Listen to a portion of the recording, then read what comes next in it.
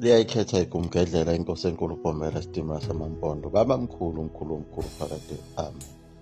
Igumgedlela belifisa ukuchaza ngayo i-tape eyakhishwa yasabalala ngayo inhloso ethile engeyinhle eyasungulwa yizo izitha zobuNazaretha eyayikhuluma ngako phela ukugcotshwa kwayo inkosi ilanga kanye nayo inkosi inyanga yezulu.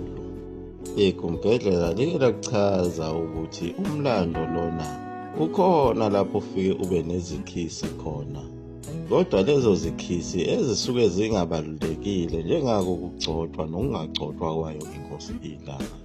Lokho kwakungasho lutho ngoba phela ngesikhathi yena umqali wendlela esasentabazwe wayekhulumile uNkulunkulu ngokuthi kunenkosi enkulu ezayo emhlabeni. Buyela kumakhosikazi akho, lowo mntwana uyotholwa yiyo unkosikazi wakho wesithathu uMangwenya.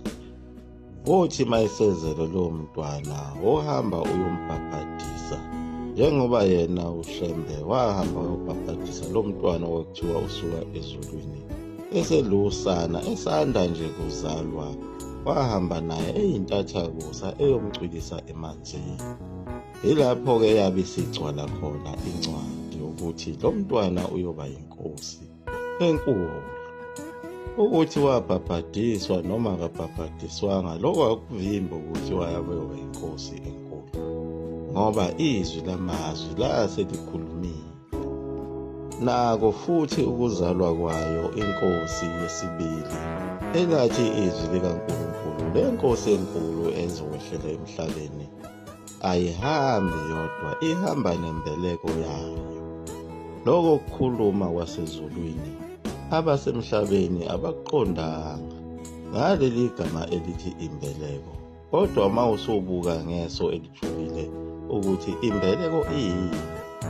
Imbeleko phela yiyo lena eyenzelwa umntwana osuke ezelwe wokuqala, lapho umakoti esuke esenzelwe yonke imicimbi yakhe yokuganwa. Uthi uma eseneminyanga ezigalelwa kweziyisithupha ebesebuyela ekhaya kubo, lapho afike khona ehlatshelwe imbuzi, ebese kuthathwa isikhumba saleyo mbuzi sibhotshozwe imbobo yokungena ikhanda lakhe umakoti, asigaxe lapha esiswini njengephinifa.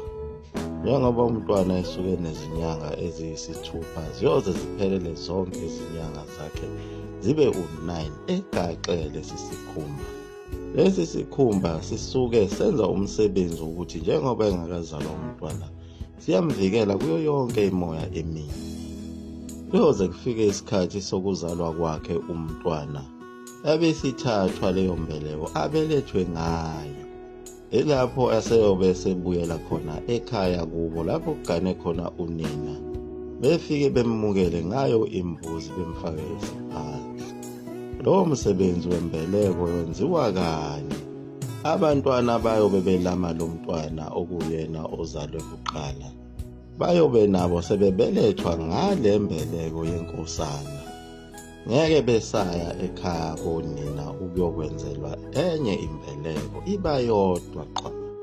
Kodwa uma umntwana engenzelwanga imbeleko, lowo mntwana kakhuli kahle, ingakho-ke kube khona ukuphuphuma kwezisu. Uma engaphuphumanga umntwana uthwala kanzima, impilo yakhe ayibi lula, uphumelela kanzima.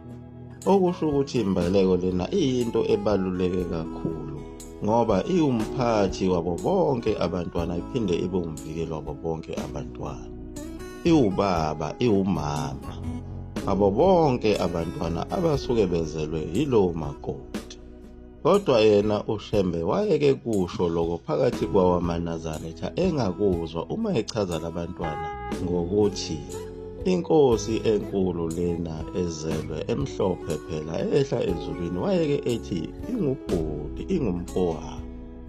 Bese kuthi le nkosi enye yesibili eyimbeleko yale nkosi enkulu emhlophe, wayeke ethi lona ngubaba wethu sonke. Esho kuye phela lo mntwana abametha igama bathi ngu-Amos, owayebizwa ngayo inyanga yezulu.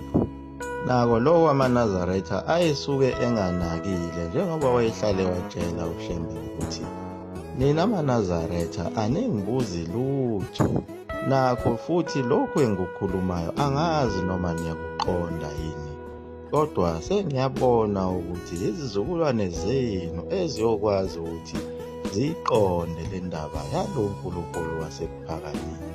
Labantwana bakhe uShembe ababili babehlukile ngoba bangebona abantwana bakhe basemhlabeni, okungabantwana bakaNkulunkulu wasezulwini, njengoba lichazile kumbhedlela ukuthi umntwana wakhe uShembe kwakuyiyo phela inkosana yakhe uStanela, lona okuyena owayezozala abantu bakwaShembe isibongo oNhlanzi. Njengoba uNkulunkulu phezu kwakhe kwalaba bantwana ababili abasebehlile ezulwini, lona wayebizwa ngalo ilanga kanye nayo inyanga yezulu, waphinde wamupha yena lo mntwana okwakuthiwa nguPeter Mnqayi waba indodana yakhe ngokwasezulwini. Waphinda futhi uNkulunkulu wamupha enye indodana okuthiwa ngu-Ezra Mbonambi. Amadodana kaNkulunkulu ase eba u-4.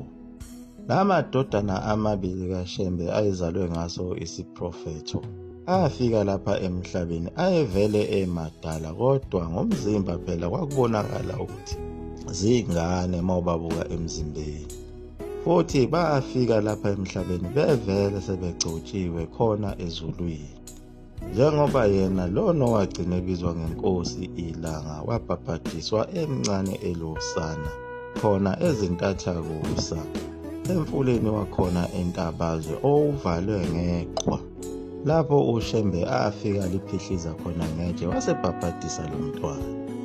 Kodwa umehluko omkhulu ngalaba bantwana ngalesi sikhathi phela sekugcotshwa entabeni, okokuqala ngqa uShembe egcoba abefundisi bakhe. Laba bantwana ababili abangenanga kulo lonke uhlelo lokugcotshwa, ngenxa yokuthi babevele bekade begcotshwe khona ezulwini. Kwagcotshwa yena uPeter Mnqayi owaba umfundisi uMnqayi owayeyindodana kaShembe, kanye naye umfundisi uMzobe okuthiwa ngu-Amos Mzobe. Base begqokiswa amajazi obufundisi. Laba befundisi ababili babethendwe uye phela uShembe ukuthi bazoba ngabefundisi bebandla, kuphinde ukuthi uma edlula emhlabeni baphathe leli bandla lamaNazaretha. Ngenxa yokuthi laba bantwana babesuka ezulwini babe bancane, ikhenga likaNkulunkulu lalilele lapho. Wathi uma sekuya ngasemaphethelweni ohlelo lokugcotshwa kwakhe umfundisi uMzobe nomfundisi uMnqayi sebegqokisiwe izembatho zobufundisi, uShembe wayesebamisa phambi kwebandla. Ilapho-ke adonsa khona umntwana lona osuka ezulwini owagcina ebizwa ngokuthi inkosi ilanga, kanye naye umntwana lona owabizwa ngenyanga yezulu.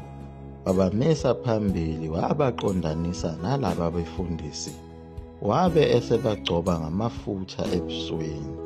Ilapho-ke abe sekhuluma khona ukuthi, bafundisi, namhlanje ngiyanigcoba nalaba bafana bayothatha izikhundla zenu uma nehluleka, kodwa uma ningehlulekanga kulungile.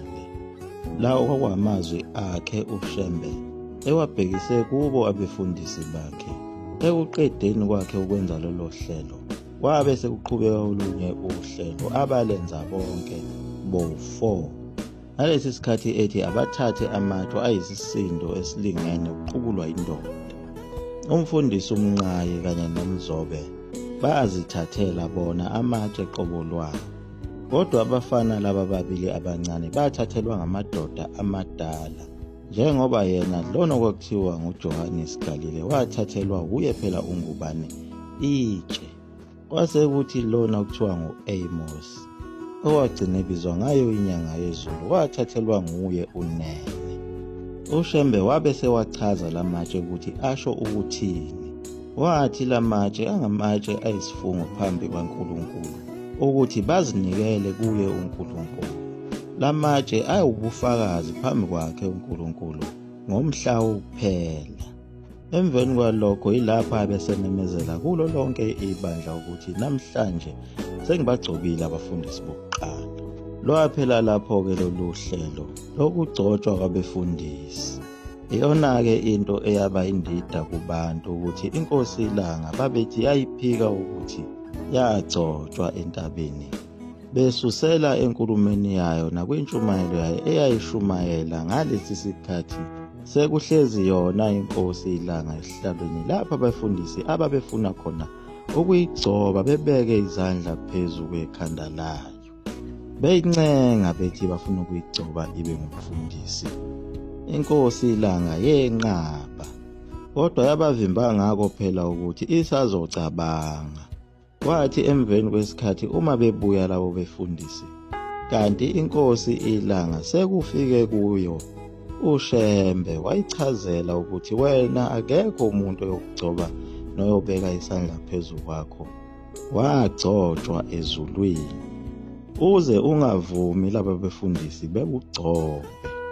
Ilapho iNkosi iLanga eyayichaza ngalo loluya hlelo lokugcotshwa kwabefundisi ukuthi bona kanye naye umfowabo onyanga yezulu ukuthi abangenanga kulolu hlelo lokuthi begcotshelwe ubufundisi, kodwa bangena kulolu hlelo olwaqhamuka ekugcineni la kokuthwala amatshe esifungo, kanye nawo amazwi akhulunywa uye uShembe phambi kwebandla ukuthi uma kwehluleka laba befundisi, laba bantwana bayothatha izikhundla zalaba befundisi. Le nkulumo yayo iNkosi iLanga yayikade iqondise kulaba befundisi ababefuna ukuyigcoba, kodwa amaqili athize athatha le nkulumo ayihlela ngendlela yawo ukuthi ayiqondanise nezinhloso zabo ezithize zakho ukubulala ibandla likaShembe. Othi ma uyilalelisisa kahle yonke inkulumo yeNkosi iLanga ayikho lento abasuke beyisho. iNkosi iLanga isuke ikhuluma ngalolu hlelo oluchazwa iGumgedlela. Lisazoyikhanda futhi enye ividiyo lapho elizokhuluma amazwi ayo iNkosi iLanga ukuthi yayithini kule nkonzo. Isithole kahle amazwi onke aphelele. Liyaguqa lapho eGumgedlela, Mzulu amafutha omkhofu 20 Mleso wephade.